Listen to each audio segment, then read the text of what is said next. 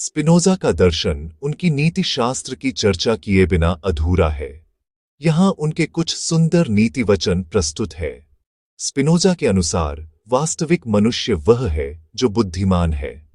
बुद्धि के माध्यम से ही वास्तविक स्वतंत्रता की प्राप्ति होती है, जो मनुष्य को अपने विचारों और भावनाओं के प्रति जागरूक बनाती है। स्पिनोजा का कहना है कि जो लोग बुद्धि के तहत अपने कार्यों को संचालित करते हैं, वे समाज में अच्छे संबंध स्थापित करते हैं।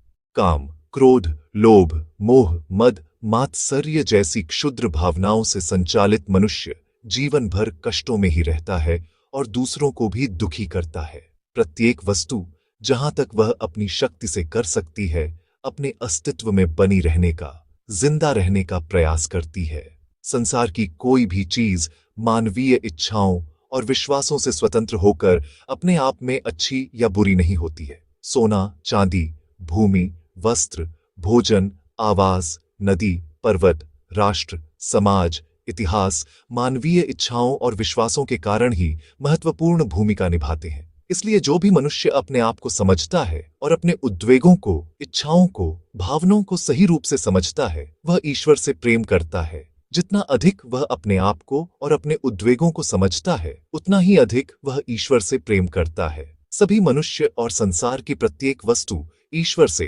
प्रकृति से उद्भूत है। इस तत्व को जानने वाले मनुष्य के लिए ईश्वर का प्रेम उसके आत्मज्ञान का मुख्य तत्व है। यह प्रेम व्यक्ति की आंतरिक स्वतंत्रता का प्रतीक है, जो ईश्वर के प्रति बौद्धिक प्रेम से उपजता है।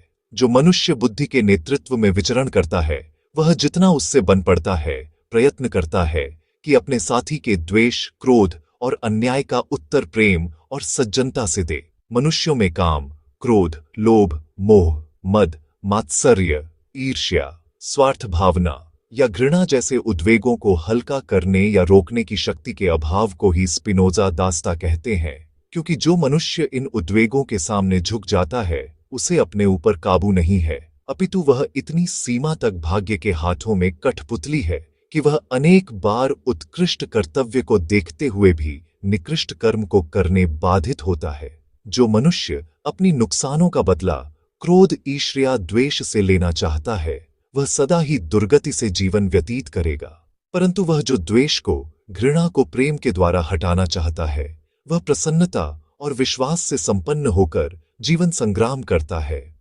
वह एक मनुष्य या कई मनुष्यों का साहसपूर्वक एक समान मुकाबला करता है और उसे भाग्य की सहायता की आवश्यकता नहीं होती।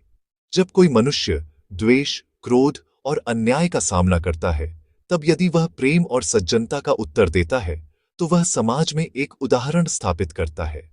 यहाँ वह योग्यता है जो व्यक्तियों को अपने भावनाओं पर नियंत्रण रखने और सही मार्ग में आगे बढ़ने की प्रेरणा देती है।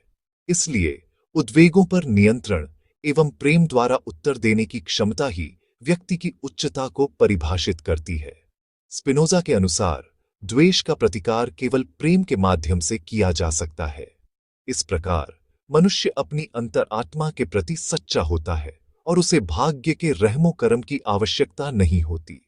जिस हद तक मन वस्तुओं को अनिवार्य समझता है, उद्वेगों पर अधिकार प्राप्त कर लेता है या उनके अधीन कम होता है, जो इच्छा बुद्धि का परिणाम होती है, वह अतीव या असंयमित नहीं हो सकती।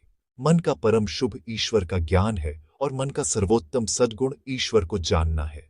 स्पिनोजा के दर्शन ने यह स्पष्ट किया है कि मन के सर्वोत्तम गुण ईश्वर के ज्ञान में निहित हैं। जब मन वस्तुओं को अनिवार्य समझता है, तब वह अपने उद्वेगों पर नियंत्रण प्राप्त करता है। आत्महत्या करने वाले अशक्त आत्मा होते हैं, जो अपने आप को बाहरी पदार्थों से, जो उनकी प्रकृति के प्रतिकूल है, पराजित होने देते हैं। स्पिनोजा का संदेश स्पष्ट है। आत्मज्ञान और प्रेम के माध्यम से हम अपनी स्वतंत्रता और सच्ची मानवता को प्राप्त कर सकते हैं।